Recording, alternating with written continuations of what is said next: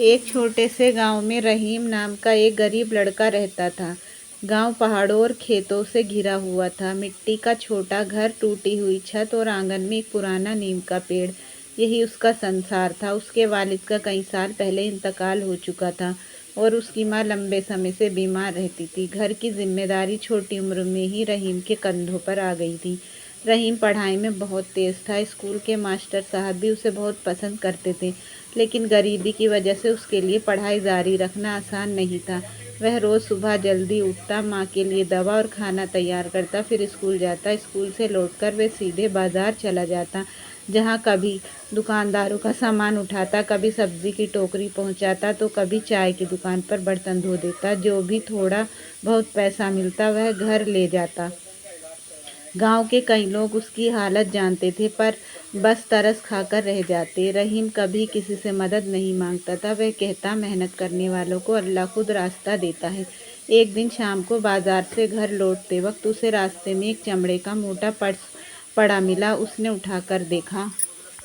अंदर बहुत सारे पैसे थे, कुछ ज़रूरी कागजात, कार्ड और पहचान पत्र भी थे। इतने पैसे उसने एक साथ कभी नहीं देखे थे। उसके दिल की धड़कन तेज़ हो गई। उसके मन में ख्याल आया, इन पैसों से माँ का अच्छा इलाज हो सकता है, घर की छत ठीक हो सकती है, मेरी फीस भी भर सकती है। लेकिन अगले ही पल उसने गहरी सांस ली और खुद से बोला, ये मेरी कमाई नहीं है, ये किसी और की मेहनत का पैसा है। अगर मेरा खो जाता तो रहीम सीधा घर नहीं गया। वह मुड़ा और पास की पुलिस चौकी पहुंच गया।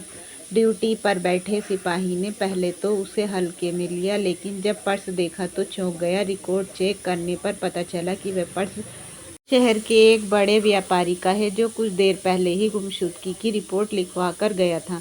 थोड़ी देर में वह ये व्यापारी घबराया हुआ चौकी पहुंच गया। पर्स देखते ही उसकी जान में जान आई। सारे पैसे और कागज़ सही सलामत थे। उसने राहत की सांस ली और रहीम की तरफ देखकर पूछा, बेटा तुम्हें ये कहाँ मिला? रहीम ने सारी बात सच्चाई से बता दी। व्यापारी उसकी ईमानदारी से बहुत प्रभावित हुआ। उसने तुरंत जेब से पैसे निकालकर रहीम को इनाम देना चाहा। रहीम पीछे हट गया और बोला, नहीं साहब, मैंने सिर्फ अपना फ़र्ज़ निभाया है। अगर मैं ये रख लेता तो मुझे रात भर नींद नहीं आती। व्यापारी ने मुस्कुराकर कहा, बेटा इनाम पैसे का नहीं, तुम्हारी नीयत का है, इसे मदद समझकर रख लो। लेकिन रहीम फिर भी नहीं माना।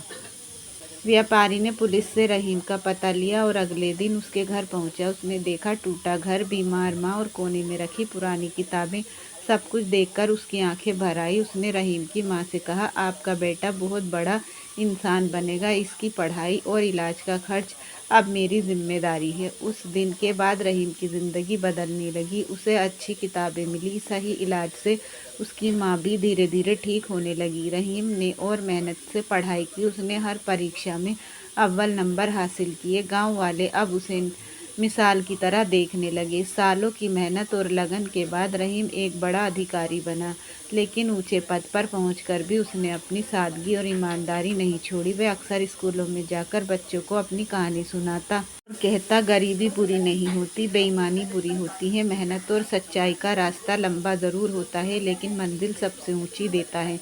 सीख ईमानदारी का फल देर से मिलता है, मगर जब मिलता है तो ज़िंदगी बदल देता है।